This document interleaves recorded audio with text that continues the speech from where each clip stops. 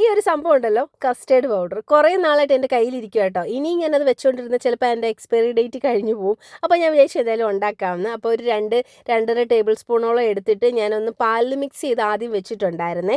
എന്നിട്ട് ഒരു 1/2 ലിറ്റർ 3/4 ലിറ്ററോളം പാലൊന്ന് തിളപ്പിക്കാൻ വെച്ചിട്ടുണ്ടായിരുന്നു.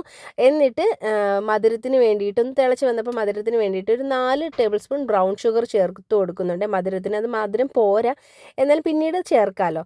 എന്നിട്ട് തിളച്ച് നന്നായിട്ട് പൊങ്ങി വരുമ്പോഴത്തേക്ക് നമ്മൾ കലക്കി വെച്ചിരിക്കുന്ന കസ്റ്റേർഡ് പൗഡറും കൂടി ചേർത്തിട്ട് നന്നായിട്ട് കൈ വിടാതെ ഇളക്കണം, അല്ലെങ്കിൽ കട്ട കയറി പിടിക്കാൻ സാധ്യത കൂടുതലായിരിക്കും. എന്നിട്ട് നന്നായിട്ട് കുറുകി വരുന്ന സമയമാകും ഞാൻ വാനില ഫ്ലേവർ ആണെങ്കിൽ പോലും ഞാനൊരു 2 തുള്ളി ഇത് ഇടുന്നുണ്ട് കേട്ടോ, വാനില ഫ്ലേവർ എസൻസ് ഇടുന്നുണ്ട്. പിന്നെ മധുരം കുറവായതുകൊണ്ട് കുറച്ച് അധികം മിൽക്ക് മെയ്ഡ് ചേർക്കുന്നുണ്ട്. എന്നിട്ട് നന്നായി തിളച്ച് വന്നതിന് ശേഷം ഞാനത് മാറ്റി ഫ്രീസറിലോട്ട് മാറ്റി തണുക്കാൻ വേണ്ടിയിട്ട്. ഫ്രൂട്ട്സ് ആയിട്ട് കിവി, മാതളം, ആപ്പിള്, പിന്നെ കുരുവില്ലാത്ത മുന്തിരിങ്ങ, പിന്നെ പഴം, ഇത്രയായിട്ടോ എടുത്തിരിക്കുന്നത്.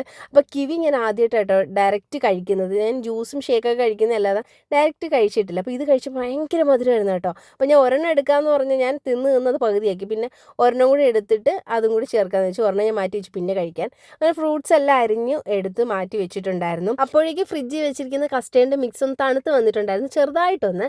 ഇനി ഫ്രൂട്ട്സ് എല്ലാം കൂടിയിട്ട് ഒന്ന് മിക്സ് ചെയ്യണം. സംഭവം കഴിഞ്ഞ് കേട്ടോ. ആദ്യം തന്നെ ഞാൻ കുറച്ച് ചവ്വരി ഇട്ട് കൊടുക്കുന്നുണ്ട്. ചവ്വരി ഇല്ലെങ്കിൽ നമുക്ക് സേമിയ വേവിച്ച് ഇട്ട് കൊടുത്താലും മതി കേട്ടോ, നല്ല ടേസ്റ്റ് ആയിരിക്കും. എന്നിട്ട് ചെറുപഴം അരിഞ്ഞത്, പിന്നെ ആപ്പിൾ അരിഞ്ഞത്, പിന്നെ മാതള നാരങ്ങ, പിന്നെ കുരുവില്ലാത്ത മുന്തിരിങ്ങ ചെറുതായിട്ട് അരിഞ്ഞത്, പിന്നെ കിവി ആട്ടോ ചേർത്തത്. അത് കഴിഞ്ഞ് കാഷ്യൂനട്ട്. കിവി പിന്നെ ആലോചിച്ചാട്ടോ കിവി ചേർക്കണ്ട എന്നുള്ളത്. കാരണം അന്നേരം കഴിക്കാൻ അടിപൊളിയായിരിക്കും, പക്ഷെ പിന്നീട് അതിൻ്റെ ജ്യൂസി എല്ലാം ഇറങ്ങി കഴിയും, ലൂസ് ആകുമ്പോഴത്തേക്കും നല്ല കയ്പ്പ് ഇറങ്ങും കേട്ടോ, കഴിക്കാനേ പറ്റാത്ത അവസ്ഥയാവും. അന്നേരം കഴിക്കുകയാണെങ്കിൽ അടിപൊളിയായിരിക്കും കേട്ടോ. അപ്പോൾ ഞാൻ കുറച്ച് ടേസ്റ്റ് ചെയ്തായിരുന്നു, കുറച്ച് മാറ്റിയിട്ട്.